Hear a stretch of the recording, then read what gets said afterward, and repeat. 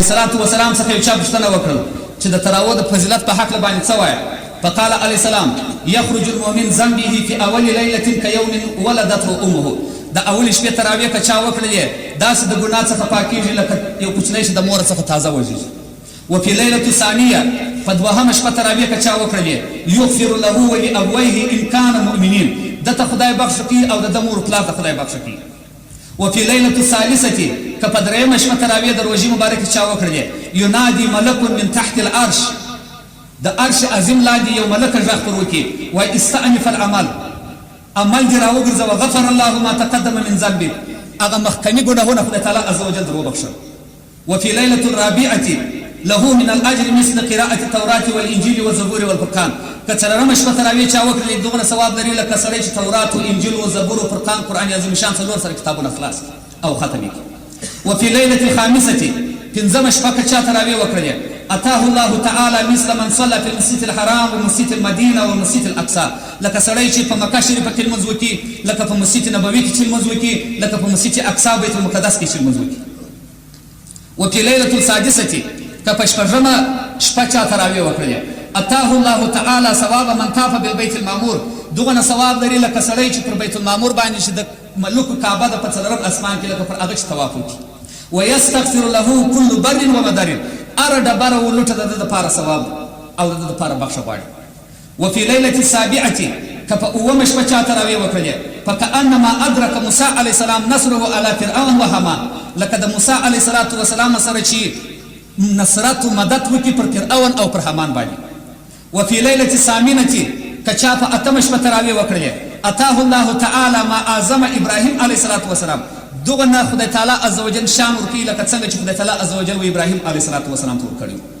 وفي لیلة التاسعة که چا په نهمه شپه تراویح وکړلې فکأنما عبد الله تعالی عبادة النبي صلی الله علیه وسلم، لکه داسې عبادت چې وکړي لکه څنګه چې نبي علیه السلام کړی. وفي لیلة العاشرة که چا لسمه شپه تراویح وکړلې یرزقه الله تعالی خیر الدنیا والآخره، خدای تعالی عز وجل به د دنیا او د آخرت خیر د ور په نصیب کړي. وفي لیلة الحادية عشرة که چا یولسمه شپه تراویح وکړلې یخرج من الدنیا کیوم ولد من بطن امه، داسې د ګناه څخه پاک د دنیا څخه ووځي پاک لکه څنګه چې یو کوچنی د مور څخه تازه وزیږي. وفي لیلة الثانیة عشرة که چا دولسمه شپه تراویح وکړلې جاء یوم القیامه ووجهه کالقمر، په ورځ د آخرت به راسي مخ بیا داسې سپین وي لکه د څوارلسم سپوږمۍ. وفي لیلة الثالثة عشرة که چا په دیارلسمه شپه تراویح وکړلې جاء یوم القیامه آمنا من کل سوء، په ورځ د قیامت به راسي د هر ضرر څخه به په امن وي. وفي لیلة الرابعة عشرة که چا په څوارلسمه شپه تراویح وکړلې جاءت الملائکة یشهدون له، ملائکې راځي شاهدي ادا کوي چې انه قد صلى تراویح فلا یحاسبه الله یوم القیامه، ملکې به دا شاهدي ادا کوي چې دغه بنده تراویح کړي دي خدای تعالی عز وجل به حساب مو سره ونه کړي. وفي ليلة الخامسة عشرة که چا په پنځلسمه شپه تراویح وکړلې تصلي علیه الملائکة، درود وایي ملائکې پر ده باندې وحملة العرش والکرسي، د عرش ملکې او د کرسۍ ملکې پر ده باندې درود وایي دعا کوي ودته.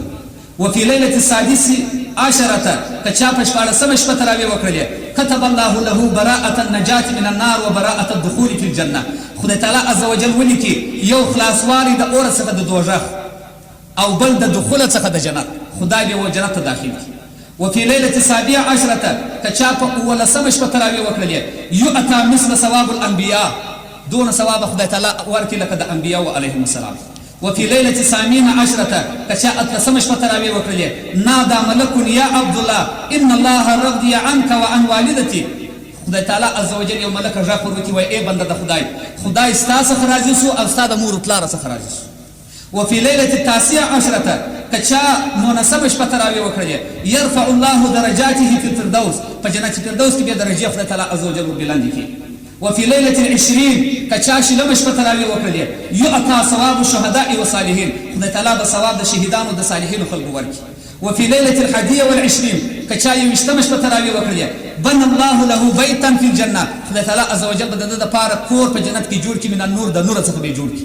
وفي ليلة الثانية والعشرين که چا په دویشتمه شپه تراویح وکړلې جاء یوم القیامة آمنا من کل غم وهم، په ورځ د قیامت به راسي د هر غم او تکلیف څخه په امن وي. وفي ليلة 23 کچا په درویشتمه شپه تراویح وکړلې بنى الله له مدینة في الجنة خدای به د ده پر نامه باندې په جنت کې یو ښار جوړ کړي.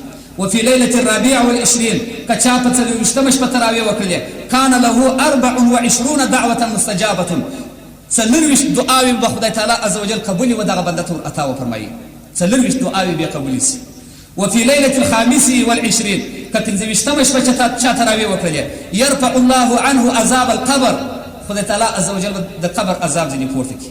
وفي ليلة 26 كچاش پر وشتم شپه تراویح وکړلې يرفع الله له ثواب 40 عاما د 40 کالو ثواب خدای تعالی عز وجل ورکړي.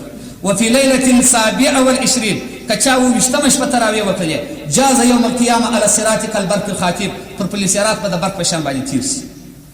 وفي ليلة 28 كأتوشتم شپه چا تراویح وکړلې يرفع الله له 1000 درجة زر درجه به خدای ور بلندې کړي په الجنة په جنت کې.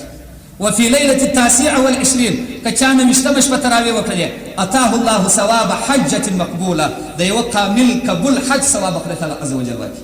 وفي ليلة 30 كديرشم شپه چا تراویح وکړلې يقول الله تعالى يا عبدي خدای تعالی وای اے بنده كل من ثمار الجنة خورد میوو څخه د جنت واغتسلوا من ماء سلسبيل او غسل وکړه د اوبو څخه د سلسبیل واشربوا من ماء الكوثر د حوض کوثر څخه وڅښه انا ربك وانت عبدي زه رب ستایم او ته بنده زما یم. دا د دیرشو تراویح فضیلت چې په کتاب کې راغلی شوی.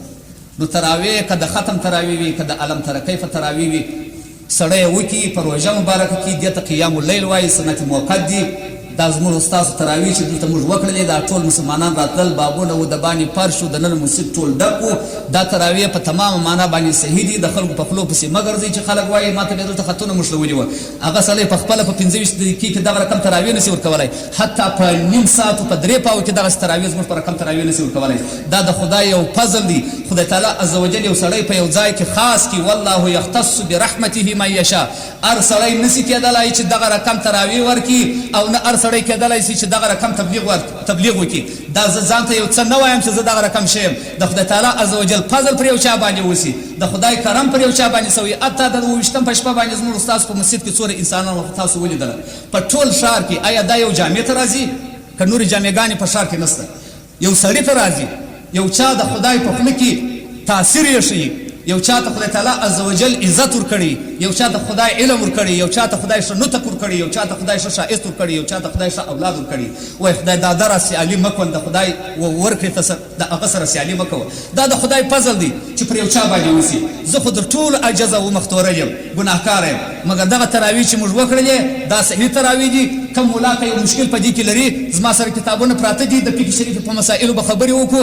داسې نه کړو چې د وهابیانو ملایانو سره موږ مناظرې کوو ځکه د وهابیانو سره موږ مناظرې نه کوو د هغو څخه موږ مناظرې ګټلې دي.